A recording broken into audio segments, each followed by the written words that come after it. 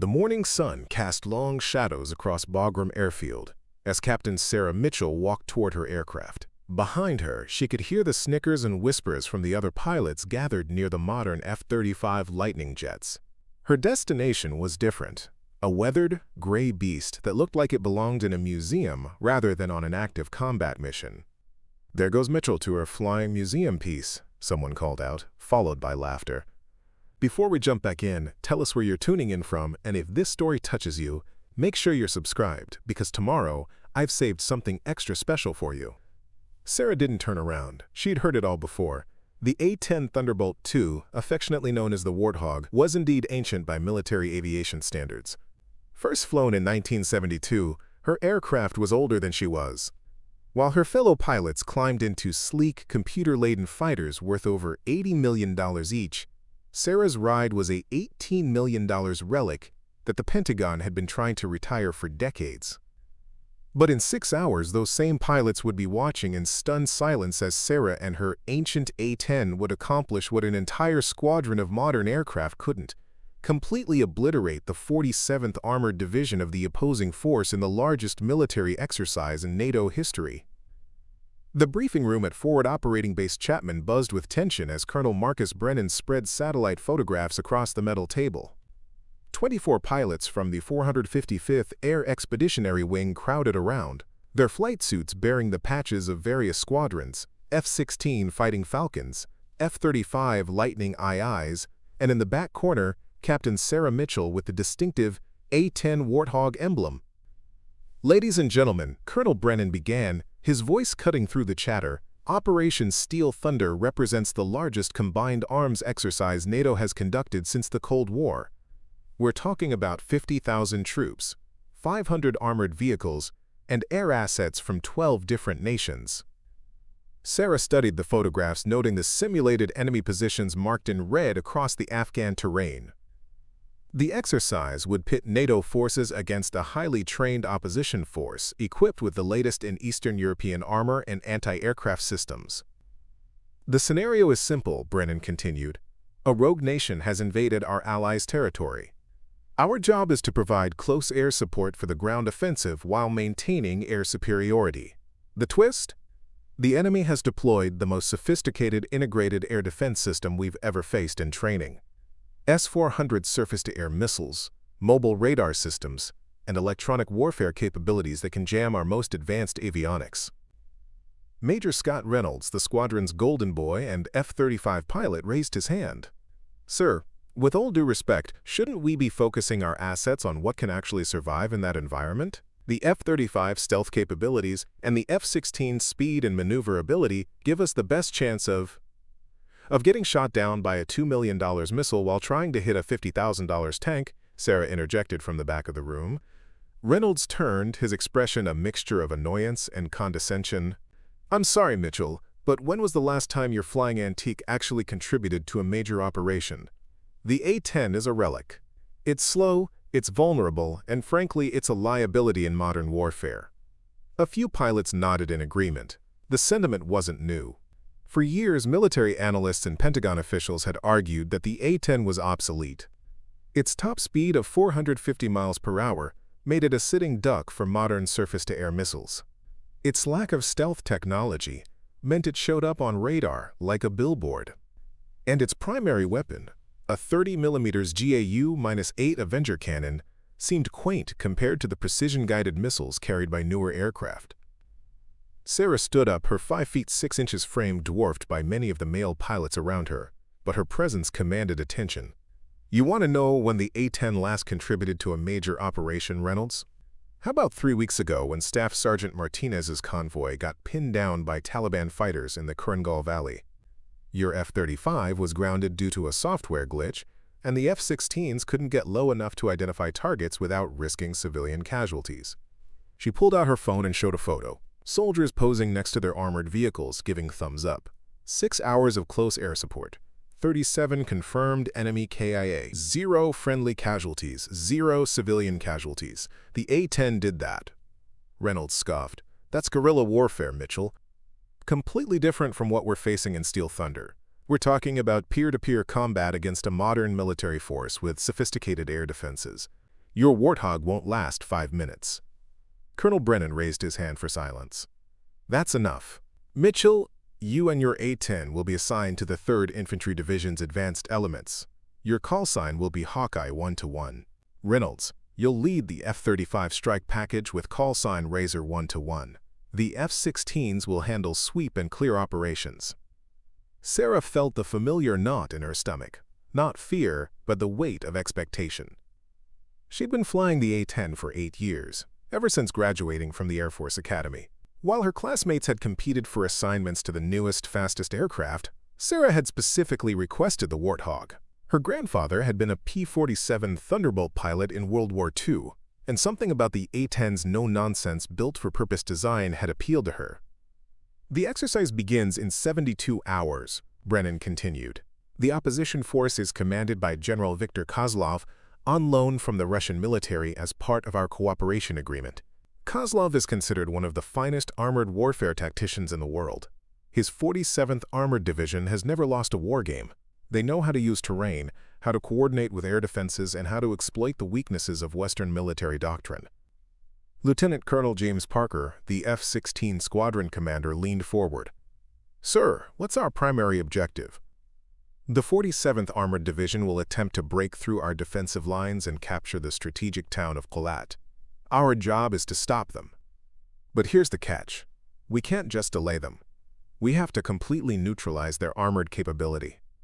The ground forces don't have enough anti-tank assets to handle a full-scale armored assault. Sarah raised her hand. Sir, what are the rules of engagement for the exercise? Full simulation. Every weapon system will be tracked by computers. If you get killed by enemy fire, you're out. If you kill an enemy unit, it's removed from the exercise. The only difference between this and real combat is that nobody actually dies. As the briefing concluded and pilots began filing out, Sarah found herself walking beside Tech Sergeant Mike Rodriguez, her crew chief and weapons loader. Rodriguez had been working on A-10s for 15 years and had developed an almost mystical understanding of the aircraft's capabilities. You hear what they're saying about us, Sergeant? Sarah asked as they walked toward the flight line. Rodriguez grinned, revealing a gold tooth. Same thing they always say, Captain, that we're too old, too slow, too vulnerable. Been hearing it since I started working on these birds. And what do you think? I think they're right about one thing. The A-10 is old. But so is the M1 Abrams tank, and nobody's calling that obsolete. Sometimes, Captain, the old ways work because they've been tested. They've been proven. All these new jets with their fancy computers and stealth coatings, they're impressive in peacetime. But when the shooting starts, when things get chaotic and unpredictable, that's when you want something simple, something reliable, something that can take a hit and keep flying. They reached Sarah's aircraft, tail number 782691, nicknamed Vengeance, in faded white letters beneath the cockpit. The A-10 looked exactly like what it was, a weapon built around a gun. The massive GAU-8 cannon dominated the nose, while the twin engines mounted high on the fuselage gave the aircraft its distinctive silhouette. It wasn't beautiful in the sleek aerodynamic sense of modern fighters. It was beautiful in the way a sledgehammer was beautiful, perfectly designed for its purpose. Besides, Rodriguez continued, running his hand along the aircraft's titanium armor plating, these pilots talking about stealth and speed, they've never seen what a 30mm depleted uranium round does to enemy armor. They've never watched this bird come back from a mission with half a wing shot off and still make a perfect landing. Respect isn't something you demand, Captain. It's something you earn. Sarah nodded, understanding the deeper meaning. In 3 days, she would have the opportunity to prove herself and her aircraft against the most challenging opposition force NATO could assemble. The question wasn't whether the A-10 was obsolete. The question was whether Sarah Mitchell had what it took to show the world that sometimes the old ways were still the best ways. As the sun set over the Afghan mountains, Sarah stood beneath her aircraft and made a silent promise. In 72 hours, when the exercise began, every pilot who had laughed at her ancient A-10 would understand why the Warthog had earned its reputation as the most feared ground attack aircraft in the world. The stage was set, the stakes couldn't be higher, and Sarah Mitchell was ready for the fight of her life. The next morning brought the familiar sounds of a military base coming to life, jet engines spinning up, ground crews shouting instructions, and the rhythmic thump of helicopters overhead. Sarah arrived at the squadron building at 0530, an hour before the mandatory briefing, but she wasn't alone. Major Reynolds was already there, surrounded by 3 other F-35 pilots, their conversation animated and confident. "The key is maintaining altitude and using our sensor fusion to paint targets for the ground forces," Reynolds was saying as Sarah entered. "With our stealth capabilities, we can operate in areas where older aircraft would be suicide missions." Captain Derek Walsh, Reynolds' wingman, nodded enthusiastically. "The simulation data shows we can neutralize 70% of enemy armor before they even know we're there. Clean, efficient, minimal risk." "Minimal risk, minimal impact," Sarah muttered under her breath as she poured coffee from the industrial-sized pot that had been brewing since midnight. Reynolds heard her. "Did you say something, Mitchell?"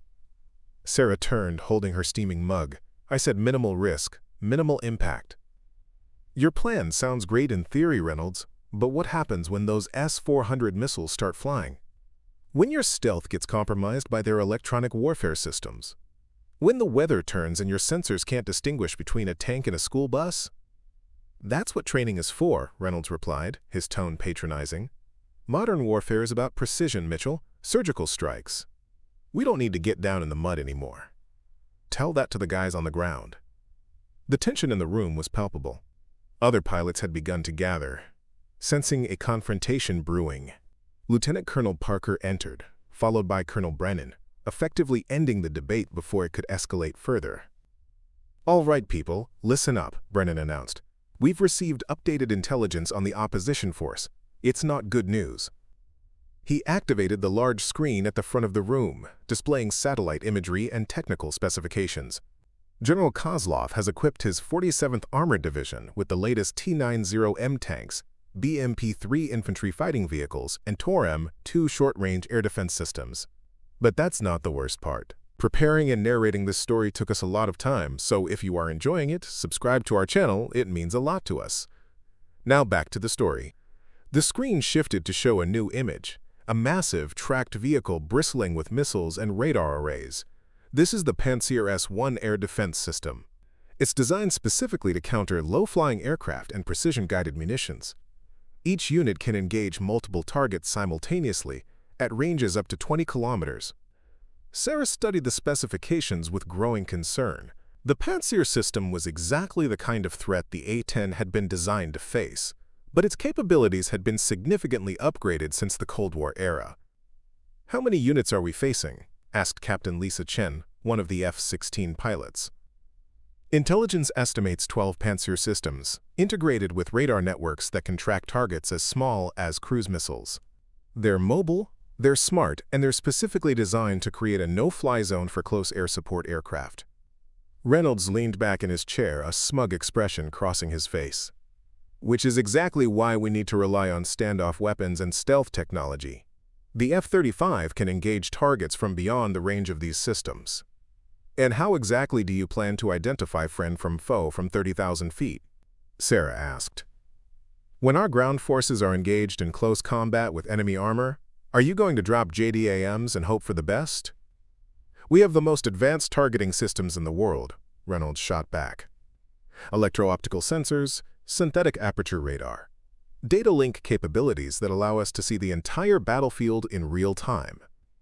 All of which can be jammed, spoofed, or simply overwhelmed by the fog of war," Sarah replied. "What happens when your data link goes down? When your sensors are degraded by weather or countermeasures? The A-10 doesn't need perfect information to be effective. It needs a pilot with good eyes, and the judgment to make split-second decisions." Staff Sergeant Michael Torres, Sarah's plane captain, had been listening quietly from the back of the room. As an enlisted maintainer, he rarely spoke during officer briefings, but his experience with the A-10 platform was extensive.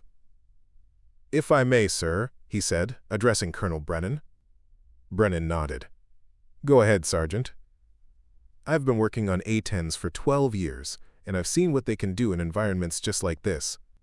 In 2003, during the invasion of Iraq, A-10s operated successfully against integrated air defenses that were considered state-of-the-art at the time. The key isn't avoiding the threat. It's accepting the risk and mitigating it through tactics, training, and the aircraft's inherent survivability. Reynolds scoffed. That was 20 years ago, Sergeant. The threat environment has evolved significantly since then. So have our tactics, Torres replied calmly. And the A-10's design philosophy hasn't changed. It was built to take hits and keep flying. Redundant systems, titanium armor, separated engines, every component was designed with survivability in mind. Survivability doesn't matter if you can't penetrate the air defenses in the first place, Walsh interjected. Sarah stood up, moving to the front of the room where she could address the entire group. You want to know how the A-10 penetrates air defenses? The same way it always has, by going low, fast, and using terrain masking, by being unpredictable, by accepting that combat is messy and chaotic and that no plan survives first contact with the enemy. She pointed to the satellite imagery on the screen. Look at this terrain. Mountains, valleys, urban areas. Perfect for nap of the earth flying. Those Panzer systems have a minimum engagement altitude. Get below 100 feet, use the terrain for cover, and suddenly their technological advantage becomes irrelevant. And get yourself shot down by small arms fire in the process, Reynolds countered. The A-10 can survive small arms fire, Sarah replied. It's been proven time and again. But your F-35, one lucky shot with a rifle, and you're down $80 million on a pilot. Colonel Brennan raised his hand for silence. Enough. We're not here to debate aircraft capabilities. We're here to prepare for a mission. Each platform has its role to play. But Sarah wasn't finished. Sir, with respect, there's a fundamental misunderstanding here about what close air support actually means. It's not about dropping bombs from a safe distance and hoping for the best. It's about being down in the fight with the ground forces, seeing what they see, responding to threats as they develop. It's about being close enough to distinguish between a grandmother carrying groceries and an insurgent carrying an RPG. That's an antiquated view of warfare, Reynolds said. Modern sensors can make those distinctions from much safer altitudes. Can they? Sarah challenged. Because I've been there, Reynolds. I've been in situations where split-second decisions mean the difference between saving friendly forces and causing a fratricide incident. Your sensors can't replace human judgment, especially when lives are on the line. Lieutenant Emily Harrison, the youngest pilot in the squadron and fresh from F-16 training, raised her hand tentatively. Captain Mitchell, I've read about some of your missions in Afghanistan. The one where you saved that convoy in the Korangal Valley. How did you identify the targets in such a complex urban environment? Sarah appreciated the genuine question from someone who wasn't trying to score points in a debate.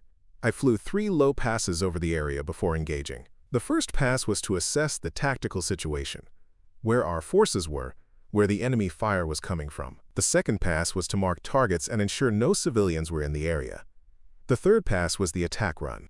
Total time from initial contact to mission complete was 43 minutes. 43 minutes? Reynolds asked incredulously. An F-35 could have completed that mission in 10 minutes with precision-guided munitions. And might have killed civilians in the process, Sarah replied, because sometimes, Reynolds, the right answer isn't the fastest answer. Sometimes it's the careful answer. The room had fallen silent except for the hum of fluorescent lights and the distant sound of aircraft operations outside. The philosophical divide between old-school close air support and modern precision warfare had been laid bare, and it was clear that no amount of discussion was going to bridge it. Colonel Brennan looked around the room, reading the tension in the faces of his pilots. All right, people, here's how this is going to work. The exercise will determine which approach is most effective. Results don't lie. We'll let the opposition force be the judge of our tactics. As the briefing broke up and pilots began filing out, Sarah found herself face-to-face with Reynolds in the hallway. You know what your problem is, Mitchell? He said, his voice low but intense. You're fighting the last war. You're so invested in proving that your obsolete aircraft is still relevant that you can't see the bigger picture. Sarah met his gaze steadily. And you know what your problem is, Reynolds? You've never been shot at by anything more dangerous than a laser tag system. When this exercise starts, when General Kozlov starts throwing everything he has at us, we'll see which approach actually works under pressure. As they stood there, the fundamental conflict that would define the next 3 days was crystallized. On one side, the embrace of technology, precision, and standoff capability. On the other, the belief that some problems could only be solved by getting close enough to touch them. In 72 hours, the battlefield would decide which philosophy was correct. The pre-dawn darkness was broken by the amber glow of runway lights and the blue flames of jet exhausts as aircraft began their engines across the flight line. Sarah completed her walk-around inspection of Vengeance, checking every panel, every sensor, every weapon mounting point with the methodical precision that had kept her alive through 127 combat missions. "All systems green, Captain," Sergeant Rodriguez reported from beneath the aircraft, where he'd been conducting his own inspection of the landing gear and weapons pylons. "We've got a full load, 1,174 rounds of 30mm, 4 AGM-65 Mavericks, 2 AIM-9 Sidewinders for self-defense, and enough fuel for 3 hours of loiter time." Sarah nodded, pulling on her flight helmet and connecting her oxygen mask. Through her headset, she could hear the controlled chaos of multiple aircraft preparing for departure. F-35s running through their stealth system checks, F-16s coordinating with their tanker aircraft, and transport helicopters discussing their insertion routes. "Hawkeye 1-1, this is Tower Control. You are cleared for taxi to runway 03. The weather is clear, winds 280 at 8 knots, visibility unlimited." "Tower, Hawkeye 1-1. Taxi to runway 03, Sarah acknowledged, starting her taxi roll toward the active runway. As she moved past the modern fighter aircraft, she caught sight of Major Reynolds in his F-35, his aircraft's angular, stealthy lines a stark contrast to the blunt functionality of her A-10. The radio crackled with the mission briefing from AWACS Control. "All Strike Package Alpha aircraft, this is Overlord. The 47th Armored Division has begun their advance toward Objective Bravo. Lead elements are currently 15 kilometers east of Checkpoint Charlie, moving west at approximately 25 kilometers per hour. Your mission is to interdict and destroy enemy armor before they can reach the defensive line." Sarah felt the familiar surge of adrenaline as she approached the runway threshold. This was what she lived for, the moment when months of training and years of experience would be put to the ultimate test. "Hawkeye 1-1, you are cleared for takeoff." The twin turbofan engines spooled up to full power, and Vengeance began her takeoff roll. Unlike the dramatic afterburner-assisted launches of the fighter aircraft, the A-10's departure was workmanlike and steady, a 21-ton machine that climbed skyward through sheer determination rather than raw power. As Sarah reached her cruising altitude of 8,000 feet, she switched to the tactical frequency and immediately heard the confident voice of Major Reynolds. "Overlord, this is Razor 1-1. Strike Package Alpha is airborne and proceeding to target area. ETA to the first waypoint is 12 minutes. We're showing clear skies and no surface-to-air missile activity on our threat warning systems." "Copy that, Razor 1-1. Be advised, enemy air defenses are assessed as active but not currently painting any friendlies." Sarah checked her own threat warning display and frowned. Unlike the sophisticated electronic warfare suites carried by the F-35s, her A-10's defensive systems were relatively basic. Radar warning receivers, chaff and flare dispensers, and a jamming pod that was older than most of the pilots in the squadron. 20 minutes into the flight, as the strike package approached the target area, the tactical situation began to develop rapidly. Sarah could see the dust clouds on the horizon marking the advance of the 47th Armored Division, dozens of tanks and armored vehicles moving across the Afghan terrain in a coordinated assault formation. "All Strike Package Alpha aircraft, this is Overlord. We're getting reports of SAM launches from Grid 41 SMB 12345. Razor Flight, recommend you maintain standoff distance and employ long-range weapons."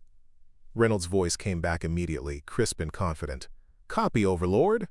Razor Flight is switching to precision attack mode. We have multiple armor targets in sight, engaging with GBU-39 small-diameter bombs from 25,000 feet." Sarah watched on her targeting display as 4 F-35s climbed to attack altitude, their stealth profiles making them nearly invisible to enemy radar. It was an impressive display of modern air power, coordinated, precise, and executed with technological superiority. But something felt wrong. "Overlord, Hawkeye 1-1, Sarah transmitted. "I'm not seeing any air defense activity from those grid coordinates. Request permission to move closer and conduct a visual reconnaissance." "Negative, Hawkeye 1-1. Maintain standoff distance per mission parameters. Sarah bit back her frustration. Her instincts, honed by 8 years of combat flying, were telling her that something about this engagement wasn't right. The enemy armor was too exposed, too vulnerable. In her experience, General Kozlov was too smart to leave his forces exposed to air attack without adequate protection. Razor 1-1 bombs away, Reynolds announced. 4 GBU-39s inbound to target, impact in 30 seconds. Through her binoculars, Sarah watched the precision-guided bombs streak downward toward the enemy formation. The weapons were marvels of modern technology, GPS-guided, capable of penetrating armor, and accurate to within 3 meters of their intended target. The explosions blossomed across the desert floor like deadly flowers, and smoke began rising from several enemy vehicles. Initial battle damage assessment showed 4 confirmed kills and 3 vehicles damaged. "Outstanding work, Razor Flight," came the voice from Overlord. "Proceed to secondary targets and continue engagement." But Sarah's attention was focused elsewhere. Through her targeting scope, she had spotted something that the F-35's high-altitude sensors had missed. A line of camouflaged positions, approximately 500 meters north of the main enemy formation. The positions were well concealed, nearly invisible from high altitude, but from her lower vantage point, Sarah could make out the distinctive rectangular shapes of air defense vehicles. "Overlord, Hawkeye 1-1, I'm seeing possible SAM sites at Grid 41 SMB 15678. Recommend immediate." Her transmission was cut short by the distinctive sound of missile launch warnings screaming through her headset, not from her aircraft but from the F-35s above. "SAM launch! SAM launch!" Reynolds' voice, no longer confident, crackled with tension. "Razor 2, you're being painted. Break left, deploy countermeasures." Sarah watched in horror as white contrails streaked skyward from the concealed positions she had spotted moments earlier. The enemy had been waiting, allowing the F-35s to reveal themselves during their attack run before launching their own coordinated response. "Razor 2 is a hit. Razor 2 is a hit." The voice belonged to Captain Walsh, Reynolds' wingman. "I've lost my left engine and my flight controls are damaged. Attempting emergency landing at the nearest airfield." "Overlord, this is Razor 1-1. We're taking heavy SAM fire from concealed positions. The enemy was using their main force as bait. Recommend immediate withdrawal." Sarah keyed her radio. "Overlord, Hawkeye 1-1 requesting permission to engage those SAM sites. I can get below their minimum engagement envelope and take them out with 30 millimeters. Negative, Hawkeye 1-1. All aircraft are ordered to withdraw to safe distance while we reassess the tactical situation. Sir, if we withdraw now, those SAM sites will relocate. We'll lose our chance to." Hawkeye 1-1. That is a direct order. Withdraw immediately. Sarah felt every instinct in her body screaming against the order, but military discipline won out. She banked vengeance away from the target area, watching as the F-35s climbed rapidly to escape the envelope of the surface-to-air missiles.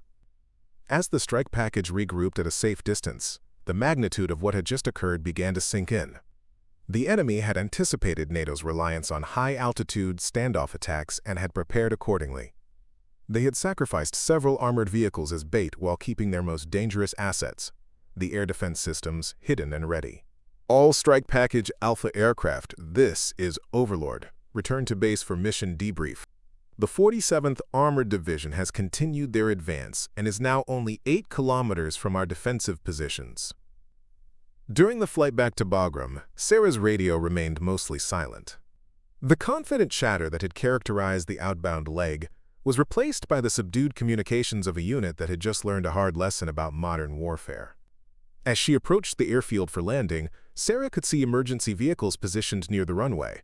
Captain Walsh's damaged F-35 had made it back, but barely. The aircraft would require extensive repairs before it could fly again. After the shutdown, Sarah walked across the ramp toward the squadron building, where she could see Colonel Brennan and Major Reynolds in intense discussion. Other pilots were gathered in small groups, their body language reflecting the sobering reality of what had just occurred. "Mitchell," Reynolds called out as she approached. His usual arrogance had been replaced by something she had never seen before: uncertainty. "What happened up there?" he asked. "Our intelligence said those SAM sites weren't operational." Sarah looked at him for a long moment before answering. What happened is that General Kozlov is smarter than our intelligence assessments gave him credit for. He used your own tactics against you. He let you rely on technology and standoff distance while he set up a trap. But our sensors should have detected those air defense systems. Should have, Sarah agreed, but they didn't. And now we've lost an aircraft, and the enemy is 8 kilometers closer to their objective. As they walked into the briefing room for what promised to be a very uncomfortable debrief, Sarah couldn't shake the feeling that this was only the beginning. If General Kozlov could outsmart NATO's most advanced aircraft with such apparent ease, what other surprises did he have waiting? The first major test had revealed a troubling truth. Technological superiority meant nothing if the enemy refused to fight on your terms. The fluorescent lights in the briefing room cast harsh shadows across the faces of exhausted pilots who had been awakened for an emergency mission brief. Colonel Brennan stood at the front of the room, his usually immaculate uniform wrinkled from a sleepless night spent coordinating with NATO command. Behind him, the tactical display showed a sobering picture. Red enemy symbols had advanced significantly overnight. "Gentlemen, ladies," Brennan began, his voice hoarse with fatigue, "the situation has deteriorated rapidly. General Kozlov's 47th Armored Division broke through our forward positions at 0200 hours. They are now less than 12 kilometers from Kalat, and at their current rate of advance, they'll reach the town by nightfall." Sarah studied the display, noting the enemy's tactical formations. Unlike the previous day's bait-and-switch operation, this was a full-scale armored assault, T-90M tanks in the lead, followed by BMP, 3 infantry fighting vehicles, with mobile air defense systems integrated throughout the formation. "What's our current air asset status?" asked Lieutenant Colonel Parker. Brennan's expression darkened. "Not good. Captain Walsh's F-35 is down for extensive repairs. 2 F-16s developed engine problems during yesterday's operations and are currently non-mission capable. We're down to 3 F-35s, 4 F-16s, and," he paused, looking directly at Sarah, "1 A-10. Major Reynolds shifted uncomfortably in his seat. The confidence that had characterized his demeanor just 48 hours earlier had been replaced by the haunted look of a pilot who had watched his wingman nearly get killed due to tactical overconfidence.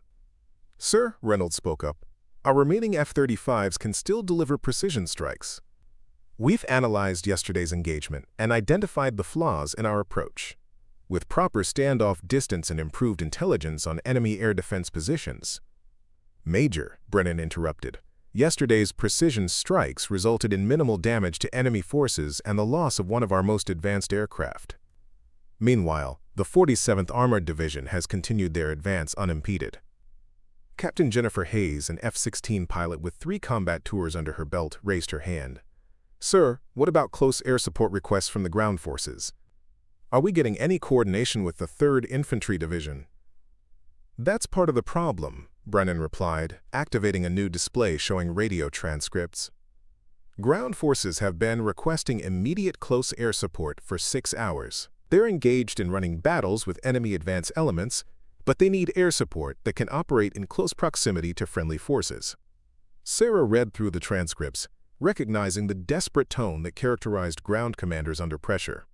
Phrases like "danger close" and "troops in contact" appeared repeatedly, military jargon that translated to soldiers fighting for their lives and needing air support that could distinguish between friend and foe at distances measured in meters, not kilometers. "The F-35s and F-16s can't provide that level of close support," Sarah said quietly. "Not with enemy air defenses active in friendly forces in such close proximity." Reynolds turned toward her, his expression defensive. "Our targeting systems are more than capable of dropping a 500-pound bomb within 3 meters of its intended target," Sarah finished. "But what happens when friendly and enemy forces are separated by less than 50 meters? What happens when the situation is so fluid that target identification requires visual confirmation from a pilot who can see the battlefield with his own eyes?" Before Reynolds could respond, the briefing room door burst open. Master Sergeant David Kim, the squadron's senior intelligence analyst, entered carrying a stack of fresh satellite photographs and intercept reports. "Sir," Kim addressed Colonel Brennan, "we've intercepted enemy communications that indicate General Kozlov is planning a coordinated assault on 3 separate axes. The main thrust will continue toward Kalat, but he's also deploying flanking forces to the north and south. If those flanking attacks succeed, they'll cut off the 3rd Infantry Division's supply lines. Brennan studied the new intelligence, his expression growing more grim by the moment. Timeline. The best estimate is that the flanking attacks will commence within 2 hours.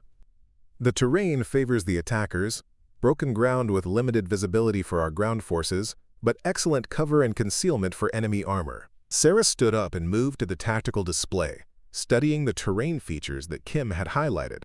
Sir, request permission to conduct a reconnaissance mission over the flanking routes. If I can get eyes on the enemy formations before they reach their attack positions. Absolutely not, Reynolds interjected. Mitchell, you're talking about flying directly into the teeth of enemy air defenses. Those flanking forces will have their own Panzer systems, and they'll be expecting air reconnaissance. Maybe, Sarah replied, but the A-10 has advantages in this kind of terrain. I can fly nap of the Earth, use the mountains and valleys for cover, and conduct visual reconnaissance that satellites can't provide. Lieutenant Harrison, who had been quietly listening to the exchange, spoke up. Captain Mitchell, I've been studying the mission reports since yesterday. The enemy seems to have anticipated our high-altitude approach. What makes you think they won't anticipate a low-altitude reconnaissance mission? It was a fair question, and Sarah appreciated that Harrison was thinking tactically rather than simply deferring to rank or aircraft type. Because Lieutenant General Kozlov's defensive strategy has been built around countering modern NATO tactics, stealth aircraft, precision weapons, standoff engagement. He's prepared for an enemy that fights from a distance. The A-10 represents a different philosophy entirely. She pointed to the terrain features on the display. These valleys and ridgelines create radar shadows that even the most sophisticated air defense systems can't penetrate. If I stay below 200 feet and use terrain masking, I can get close enough to provide real-time intelligence on enemy movements. Colonel Brennan studied the tactical situation for several long moments before speaking. Mitchell, what you're proposing is extremely dangerous. If you're detected by enemy air defenses, then I'll deal with it the same way A-10 pilots have always dealt with threats, Sarah replied. By accepting the risk and using the aircraft's survivability features to complete the mission. Sergeant Rodriguez, who had been quietly maintaining equipment in the back of the room, cleared his throat. Sir, if I may. The A-10 was specifically designed for this type of mission. Low-altitude penetration, battlefield reconnaissance, and close air support in contested environments. Every system on that aircraft was built with survivability in mind. Reynolds stood up, his frustration finally boiling over. This is insane. We're talking about sending a single pilot in an obsolete aircraft on a suicide mission, because we're too proud to admit that some problems can't be solved by flying low and slow. And you're talking about maintaining standoff distance while ground forces get overrun because we're too reliant on technology that the enemy has already proven they can counter, Sarah shot back. The room fell silent except for the hum of air conditioning and the distant sound of aircraft operations outside. The fundamental divide that had been simmering since the beginning of the exercise had finally reached a breaking point. Brennan looked around the room, reading the faces of his pilots. Some supported Reynolds' cautious approach, others seemed drawn to Sarah's aggressive reconnaissance plan, and a few appeared genuinely uncertain about which course of action offered the best chance of success. Here's what we're going to do, Brennan finally announced. Mitchell, you're authorized to conduct a limited reconnaissance mission over the northern flanking route. Single aircraft, maximum duration 2 hours, with strict instructions to abort if you encounter heavy air defense activity. Reynolds started to protest, but Brennan held up his hand. At the same time, Razor Flight will maintain high-altitude coverage and be prepared to provide immediate support if Mitchell gets into trouble. Parker, your F-16s will establish a combat air patrol over the main enemy formation. Sarah felt a mixture of relief and apprehension. She had gotten approval for her mission, but she was also acutely aware that failure would not only cost her life, it would validate every criticism that had been leveled against the A-10 and its outdated approach to warfare. As the briefing broke up and pilots began preparing for their missions, Sarah found herself walking alongside Sergeant Rodriguez toward the flight line. "You know what you're getting into out there, Captain?" he asked quietly. "I know what I'm getting into, Sergeant. The question is whether I'm good enough to get back out of it." Rodriguez nodded thoughtfully. "You've been flying the Warthog for 8 years, Captain. You've completed 127 combat missions without losing a single aircraft. If anyone can prove that the old ways still work, it's you." As they reached Vengeance, parked alone on the flight line while technicians performed final checks, Sarah realized that she was about to undertake the most important mission of her career. In 2 hours, she would be flying solo into enemy territory, relying on nothing but her skills, her aircraft, and 8 years of hard-earned experience. The stakes couldn't be higher. If she succeeded, she might prove that there was still a place for the A-10's approach to warfare. If she failed, she would become another casualty in the ongoing debate between tradition and technology. Either way, there was no turning back now. The atmosphere in the briefing room was unlike anything anyone had experienced during their military careers. Sarah sat at the front of the room, still wearing her flight suit, the fabric stained with sweat and marked by the stress of 3 hours of intense combat operations.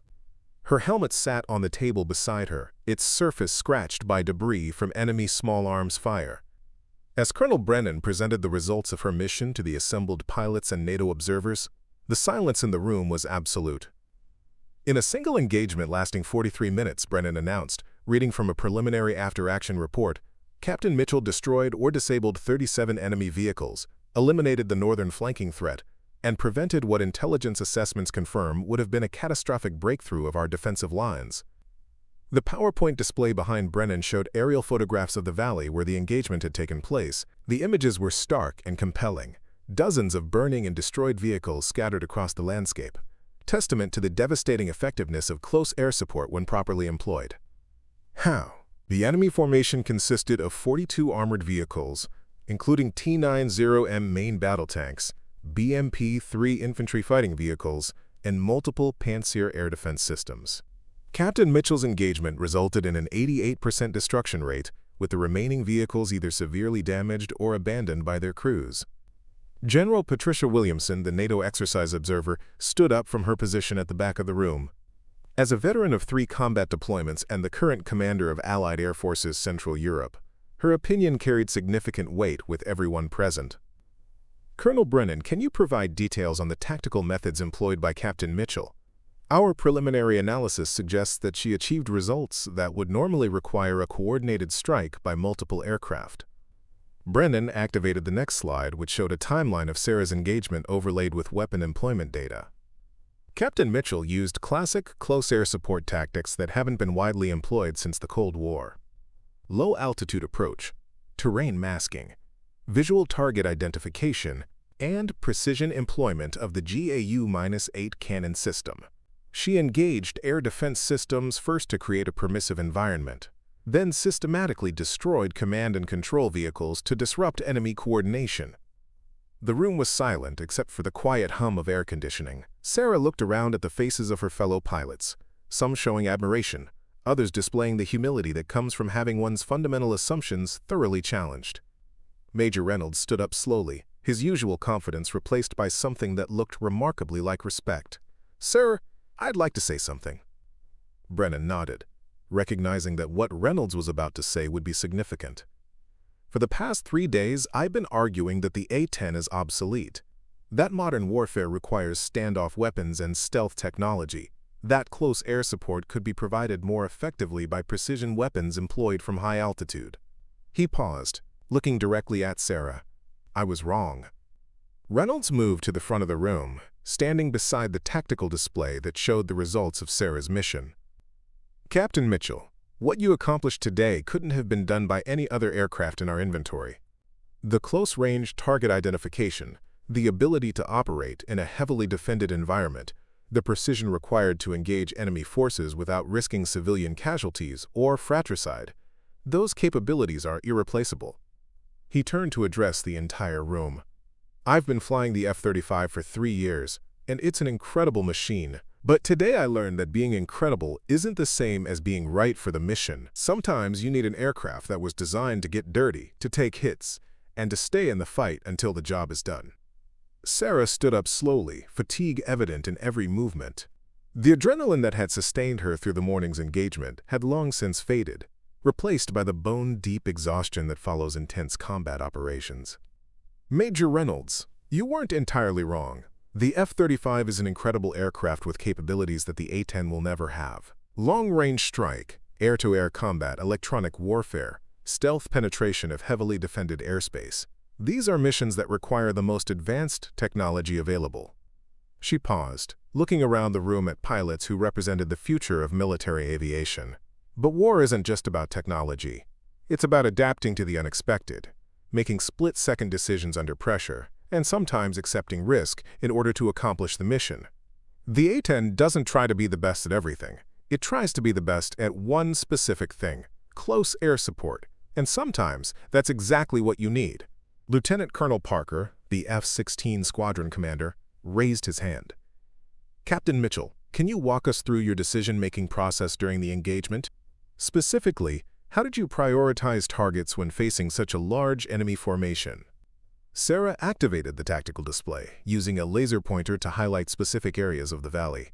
The key was understanding the enemy's tactical organization. Soviet-style formations are hierarchical. Destroy the command elements and the rest of the formation loses coordination, but you have to do it in the right order. She pointed to the locations where she had engaged the air defense systems. First priority was neutralizing the Pantsir systems. They were the only threats that could realistically engage my aircraft. Once they were eliminated, I had freedom of movement within the valley. Second priority was the command vehicles. I identified them by their antenna arrays and their position within the formation. 3 command BMPs coordinate the movement of 40-plus vehicles. Take out the command structure, and individual vehicle commanders start making independent decisions. Final priority was the main battle tanks, but here's where visual identification became critical. Not all tanks are equal threats. A tank positioned to provide overwatch of an approach route is more dangerous than one that's simply moving from point A to point B. A tank with its main gun oriented toward friendly positions is a higher priority than one that's still traversing to acquire targets. Staff Sergeant Rodriguez, who had been quietly standing in the back of the room, raised his hand. "Sir, if I may." What Captain Mitchell accomplished today wasn't just about the aircraft. It was about a pilot who understood her machine, trusted her training, and was willing to put herself at risk to accomplish the mission. That's not something you can program into a computer or design into a weapon system. Rodriguez stepped forward, his voice carrying the authority of 15 years of experience maintaining combat aircraft. I've worked on F-16s, F-35s, and A-10s.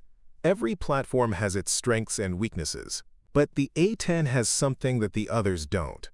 It was designed from the ground up to support soldiers on the ground. Every system, every component, every design decision was made with that mission in mind. General Williamson nodded thoughtfully. Sergeant Rodriguez raises an important point. We've spent the last 2 decades focusing on technological superiority, precision weapons, and standoff capability. Those are important capabilities. But today's engagement suggests that we may have overcorrected away from the kind of close air support that ground forces actually need. Lieutenant Harrison stood up, her young face serious with the weight of what she had witnessed. Captain Mitchell, I'd like to request cross-training on the A-10. I think there are things I could learn from that platform that would make me a better pilot, regardless of what aircraft I'm flying. Sarah smiled for the first time in 3 days. I'd be happy to teach you, Lieutenant, but remember, the A-10 isn't for everyone. It requires a different mindset, a willingness to get close to the problem instead of solving it from a distance. It means accepting that combat is messy and unpredictable, and that sometimes the right answer isn't the technologically advanced answer. Colonel Brennan stepped forward, recognizing that the discussion had reached a natural conclusion. The exercise results speak for themselves.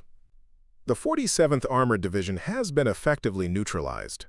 General Kozlov himself has requested a meeting to discuss the tactics employed by Captain Mitchell.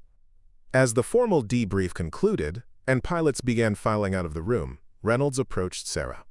The antagonism that had characterized their relationship for the past 3 days had been replaced by something approaching mutual respect.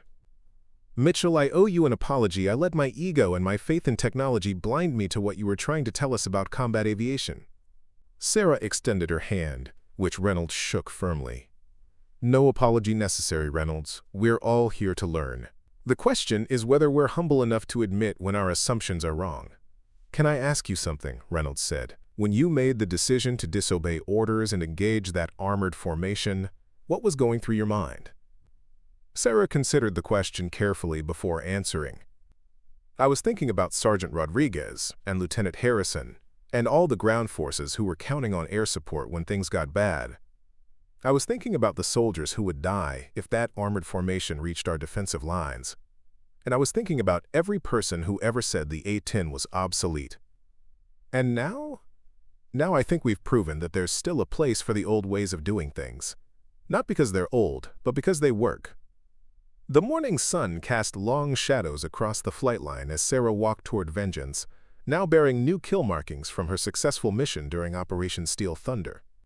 37 small tank silhouettes were painted beneath the cockpit, each one representing an enemy vehicle destroyed during the engagement that had become known throughout NATO as the, quote, Valley of Fire.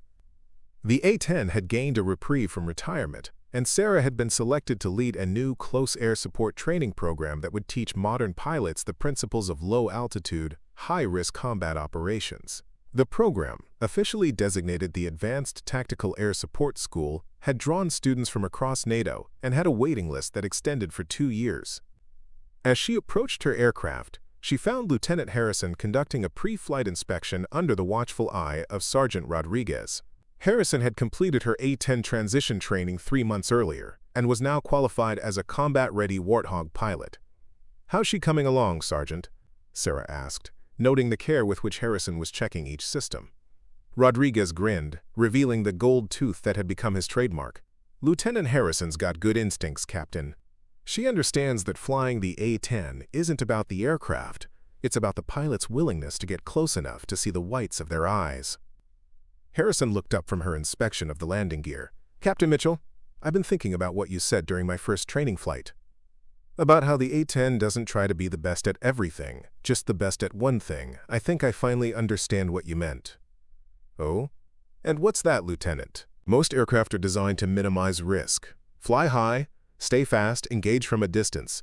The A-10 is designed to accept risk in order to be more effective. It's not about being fearless. It's about being willing to put yourself in danger to protect the people counting on you." Sarah nodded approvingly. "That's exactly right, Lieutenant, and that philosophy isn't limited to the A-10. Any pilot, in any aircraft, can choose to accept risk for the sake of mission accomplishment. The question is whether they're prepared for the responsibility that comes with that choice."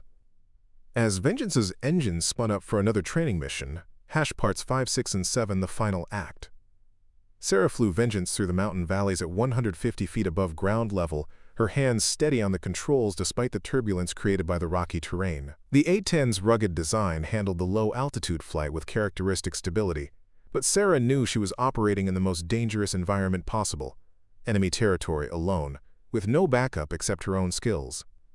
Through her headset, she monitored the radio chatter from other NATO forces. The situation was deteriorating rapidly. Ground units were reporting enemy contact on multiple fronts, and the F-35s were struggling to provide effective support due to the integrated air defense network that General Kozlov had deployed. "Overlord, this is Hawkeye 1-1, Sarah transmitted, keeping her voice calm despite the tension. "I'm approaching the northern reconnaissance area. Beginning visual sweep of suspected enemy positions." "Copy, Hawkeye 1-1. Be advised, we're showing increased SAM activity in your area. Recommend extreme caution." The valley stretched before her like a brown scar cut through the Afghan mountains, its floor dotted with sparse vegetation and rocky outcroppings that provided perfect concealment for armored vehicles. Sarah activated her targeting pod and began methodically scanning the terrain below, her trained eyes looking for the subtle signs that distinguished natural features from camouflaged military equipment. The first indication of enemy presence came from her electronic warfare system, faint radar emissions that suggested active air defense systems somewhere in the valley ahead. Sarah adjusted her flight path to approach from the south, using a series of ridgelines to mask her approach while maintaining visual contact with the valley floor. "This is Groundhog 6, came a desperate voice over the emergency frequency. "We're taking heavy fire from enemy armor. Request immediate air support. Grid 41 SMB 18743. Sarah checked her navigation display.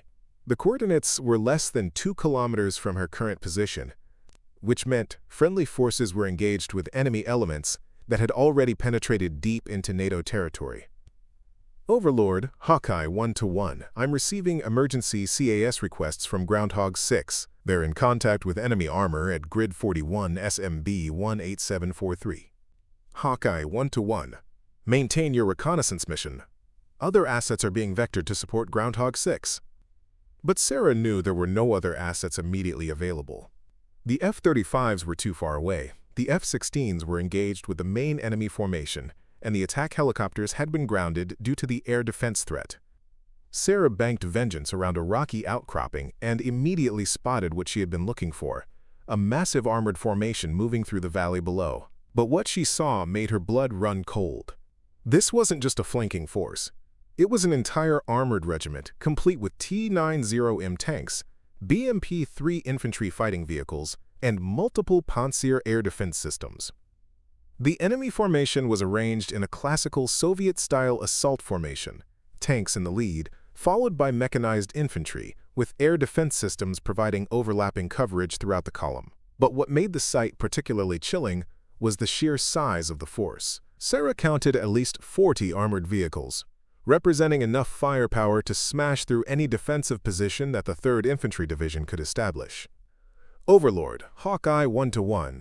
I've got eyes on the northern axis. This is not a flanking force. I'm looking at approximately 40 armored vehicles in assault formation. They're 6 kilometers from the 3rd Infantry Division's left flank, and there's nothing between them and our defensive positions. The response from headquarters was immediate and filled with alarm. Hawkeye 1-1, confirm your count. Did you say 40 vehicles? Confirmed. 40-plus armored vehicles, and they're moving fast. At the current speed, they'll reach our lines in 30 minutes. Sarah continued her reconnaissance, documenting enemy positions with her targeting pod while staying below the radar horizon of the air defense systems. Through her high-powered optics, she could see individual tank commanders in their turrets, infantry soldiers riding on the outside of BMPs, and the distinctive rectangular launchers of Pantsir air defense systems scanning the sky for threats. The professional side of her mind cataloged targets and assessed threats, but another part of her was thinking about the American soldiers who were about to face this armored onslaught. Men and women like Sergeant Rodriguez and Lieutenant Harrison, who trusted that air power would protect them when the shooting started. But as she completed her second pass over the formation, her threat warning system suddenly erupted with alarms. The distinctive warble of missile guidance radar filled her headset, followed immediately by the higher-pitched tone that indicated an active missile lock. A Pantsir system had locked onto her aircraft. "Missile launch! Missile launch!" Sarah called out, immediately diving toward the valley floor while dispensing chaff and flare countermeasures. The surface-to-air missile streaked past her canopy, its proximity fuse detonating less than 50 meters away. Shrapnel from the warhead peppered the A-10's armored belly, but the titanium protection did its job. But the near miss had revealed her position to the entire enemy formation. As Sarah climbed back to reconnaissance altitude, she could see multiple air defense systems rotating their launchers in her direction. Vehicle commanders were pointing skyward, and small arms fire began to sparkle from infantry positions throughout the formation. Overlord, Hawkeye, 1-1. I'm taking heavy SAM fire. The enemy knows I'm here. Hawkeye 1-1, abort your mission and return to base immediately. Sarah looked down at the enemy formation, now clearly visible and documented in her targeting system. She thought about the ground forces, who were about to be blindsided by this massive armored assault. She thought about the soldiers who would die if this information didn't reach friendly forces in time. Most of all, she thought about every criticism that had been leveled against the A-10 and its supposedly obsolete approach to warfare. Negative, Overlord. I'm going to engage these targets. Hawkeye 1-1, you are not authorized to engage. Return to base immediately. Sarah reached over and switched off her radio. Whatever happened next, she would face the consequences alone. Time to see what you're really made of, old girl, she whispered to her aircraft and dove toward the enemy formation. Meanwhile, 50 kilometers away at Bagram Airfield, Major Reynolds was listening to the radio traffic with a growing alarm. He had watched Sarah's aircraft symbol on the tactical display move deeper into enemy territory, had heard the missile launch warnings, and now had heard her announce her intention to engage an entire armored regiment single-handedly. "Sir," Reynolds said to Colonel Brennan, "we need to get support for Mitchell immediately. She's taking on 40 enemy vehicles by herself." Brennan shook his head grimly. "The F-16s are engaged with the main enemy formation, and your F-35s are too far away to provide immediate support. Mitchell is on her own." Reynolds stared at the tactical display, watching the small symbol representing Sarah's A-10 merge with the much larger symbol representing the enemy armored formation. For the first time since the exercise began, he began to understand what Sarah had been trying to tell him about the nature of close air support. "Sir, request permission to take my flight and provide support for Hawkeye 1-to-1. Major, by the time you reach her position, the engagement will be over one way or another." Reynolds looked at the display again, then made a decision that would define the rest of his military career. "Then we better get moving, sir." What happened next would be studied in military academies for decades to come. Sarah brought Vengeance down to 50 feet above the ground, using every fold in the terrain to mask her approach from the air defense systems. The A-10's titanium armor deflected small arms fire from enemy infantry, while her 30mm cannon began systematically destroying the most dangerous targets. The GAU-8 Avenger cannon was a weapon, unlike anything else in the military arsenal. Originally designed around the concept of a flying tank killer, the cannon was essentially a 7-barrel Gatling gun that fired 30mm depleted uranium rounds at a rate of 3,900 rounds per minute. Each round was capable of penetrating the armor of any main battle tank in the world, and the psychological effect of the weapon's distinctive BRRRRT sound on enemy forces was well documented. Sarah's first target was a Pantsir air defense system that had been tracking her approach. She lined up the shot from a distance of 800 meters, diving at a 30-degree angle to ensure optimal penetration of the vehicle's armor.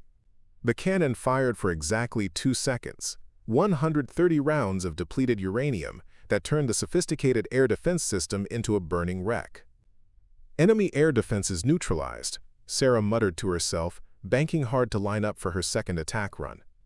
The enemy formation was beginning to react to her presence, but their response revealed the fundamental flaw in General Kozlov's tactical planning. The air defense systems had been positioned to counter high-altitude threats, not a single aircraft operating at treetop level. Tank commanders were traversing their turrets skyward, but the main guns of the T-90M tanks were designed for ground combat, not anti-aircraft operations. On her second pass, Sarah engaged the command vehicles, the nerve center of the enemy formation.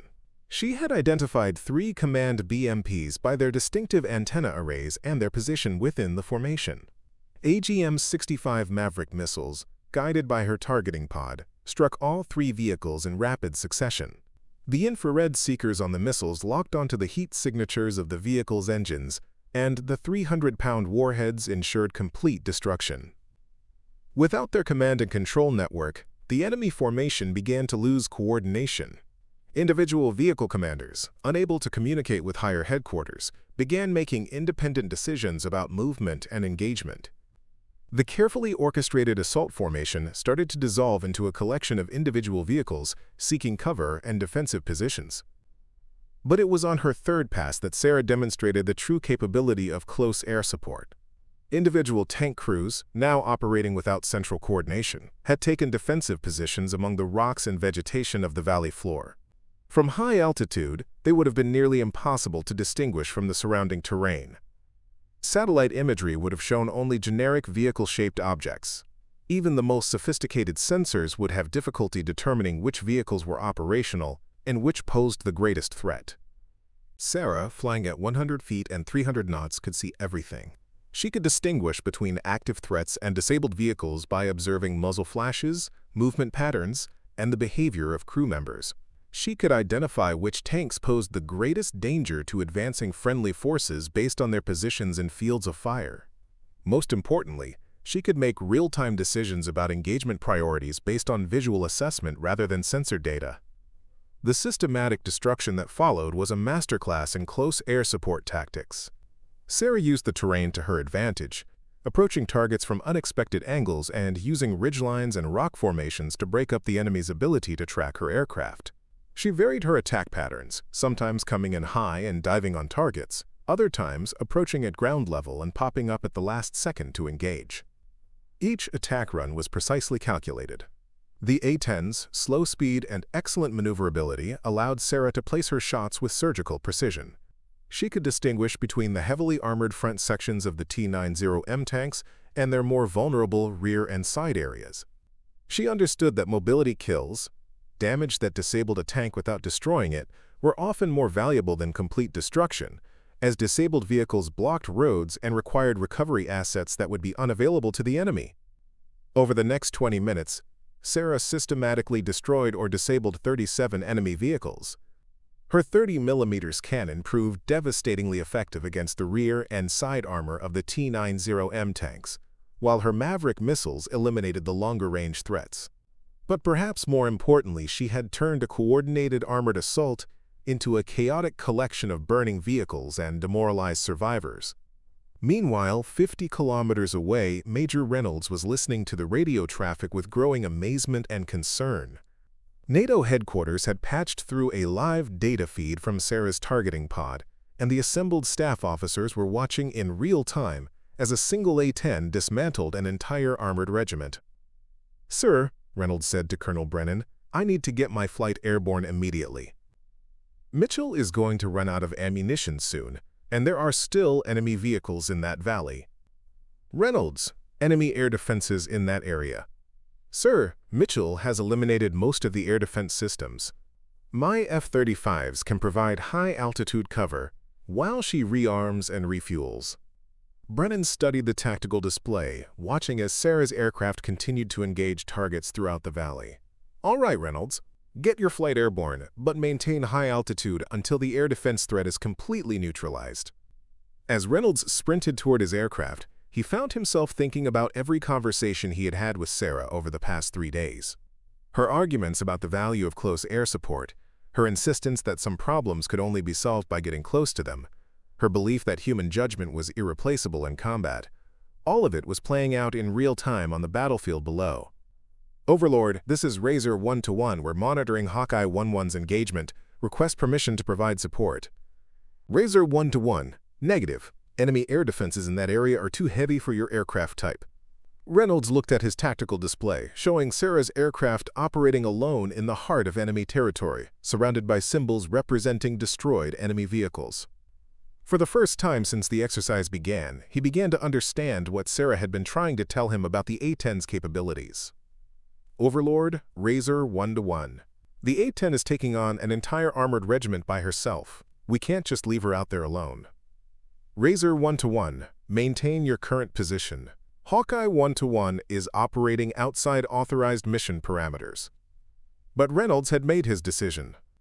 The same competitive instinct that had driven him to excel as an F-35 pilot was now driving him to support a fellow aviator who was risking everything to accomplish the mission. "Razor 2, Razor 3, follow me. We're going to provide high cover for Hawkeye 1-1. As the F-35s approached the valley, they could see the destruction that Sarah had wrought. Burning vehicles dotted the landscape like funeral pyres, and the organized enemy formation had been reduced to scattered survivors seeking cover among the rocks. Smoke columns rose from dozens of destroyed vehicles, creating a pall that hung over the valley like a shroud. "Hawkeye 1-1, this is Razor 1-1. We're here to provide support." Sarah's voice came back tired but determined.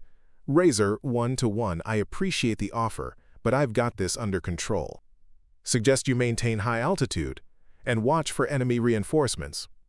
Reynolds looked down at the battlefield below, where a single A-10 had accomplished what an entire squadron of modern fighters had failed to achieve in 2 days of operations. The valley floor was littered with the remains of what had been General Kozlov's most potent armored force. The systematic destruction was so complete that Reynolds found himself questioning everything he thought he knew about modern air warfare. "Hawkeye 1-1, your ammunition status?" "I'm Winchester on Mavericks, but I've still got plenty of 30mm. There are a few vehicles playing dead down there that need some encouragement to surrender." As Sarah continued to patrol the valley, using her cannon to disable the remaining operational vehicles, Reynolds realized that he was witnessing something historic. This wasn't just a successful close air support mission. It was a demonstration that the principles of air-ground warfare that had been developed during World War II were still relevant in the age of stealth fighters and precision-guided munitions. The atmosphere in the briefing room was unlike anything anyone had experienced. Sarah sat at the front of the room, still wearing her flight suit, as Colonel Brennan presented the results of her mission to the assembled pilots and NATO observers. In a single engagement lasting 43 minutes, Brennan announced, Captain Mitchell destroyed or disabled 37 enemy vehicles, eliminated the northern flanking threat, and prevented what would have been a catastrophic breakthrough of our defensive lines. The room was silent except for the quiet hum of air conditioning. Sarah looked around at the faces of her fellow pilots, some showing admiration, others displaying the humility that comes from having one's assumptions thoroughly challenged. Major Reynolds stood up. "Sir, I'd like to say something." Brennan nodded. "For the past 3 days, I've been arguing that the A-10 is obsolete. That modern warfare requires standoff weapons and stealth technology. I was wrong." He turned to face Sarah directly. "Captain Mitchell, what you accomplished today couldn't have been done by any other aircraft in our inventory. The close-range target identification, the ability to operate in a heavily defended environment, the precision required to engage enemy forces without risking fratricide, those capabilities are irreplaceable." Sarah stood up slowly, fatigue evident in every movement. "Major Reynolds, you weren't entirely wrong. The F-35 is an incredible aircraft with capabilities that the A-10 will never have. Long-range strike, air-to-air combat, electronic warfare, these are missions that require the most advanced technology available." She paused, looking around the room at pilots who represented the future of military aviation. But war isn't just about technology. It's about adapting to the unexpected, making split-second decisions under pressure, and sometimes accepting risk in order to accomplish the mission. The A-10 doesn't try to be the best at everything. It tries to be the best at one specific thing: close air support. And sometimes, that's exactly what you need. Colonel Brennan stepped forward. "The exercise results speak for themselves. The 47th Armored Division has been effectively neutralized. General Kozlov himself has requested a meeting to discuss the tactics employed by Captain Mitchell." Staff Sergeant Rodriguez, who had been standing quietly in the back of the room, raised his hand. "Sir, if I may, what Captain Mitchell accomplished today wasn't just about the aircraft. It was about a pilot who understood her machine, trusted her training, and was willing to put herself at risk to accomplish the mission. That's not something you can program into a computer or design into a weapons system." Lieutenant Harrison stood up. "Captain Mitchell, I'd like to request cross-training on the A-10. I think there are things I could learn from that platform that would make me a better pilot, regardless of what aircraft I'm flying." Sarah smiled for the first time in 3 days. "I'd be happy to teach you, Lieutenant. But remember, the A-10 isn't for everyone. It requires a different mindset, a willingness to get close to the problem instead of solving it from a distance." As the formal debrief concluded and pilots began filing out of the room, Reynolds approached Sarah. "Mitchell, I owe you an apology. I let my ego and my faith in technology blind me to what you were trying to tell us about combat aviation." Sarah extended her hand. "No apology necessary, Reynolds. We're all here to learn. The question is whether we're humble enough to admit when our assumptions are wrong." Sarah walked across the flight line toward Vengeance, now bearing new kill markings from her successful mission during Operation Steel Thunder. The A-10 had gained a reprieve from retirement, and Sarah had been selected to lead a new close air support training program that would teach modern pilots the principles of low-altitude, high-risk combat operations. As she approached her aircraft, she found Lieutenant Harrison conducting a pre-flight inspection under the watchful eye of Sergeant Rodriguez. "How's she coming along, Sergeant?" Sarah asked. Rodriguez grinned. "Lieutenant Harrison's got good instincts, Captain. She understands that flying the A-10 isn't about the aircraft. It's about the pilot's willingness to get close enough to see the whites of their eyes." Sarah nodded, remembering her own words from 6 months earlier. Sometimes the old ways were still the best ways. Sometimes the solution to a modern problem was an ancient approach, applied by someone brave enough to accept the risk. As Vengeance's engine spun up for another training mission, Sarah reflected on the lesson that Operation Steel Thunder had taught everyone involved. Technology was a tool, not a solution. Stealth and precision were valuable capabilities, but they couldn't replace human judgment and the willingness to put oneself in harm's way for the sake of the mission. The A-10 might be ancient by aviation standards, but its philosophy, get close, stay low, and never give up, would remain relevant as long as wars were fought by human beings rather than computers. They had laughed at her ancient A-10. But when the shooting stopped and the smoke cleared, it was the old bird that had proven its worth once again. Up next, you've got 2 more standout stories right on your screen. If this one hits the mark, you won't want to pass these up. Just click and check them out. And don't forget to subscribe and turn on the notification bell so you don't miss any upload from us.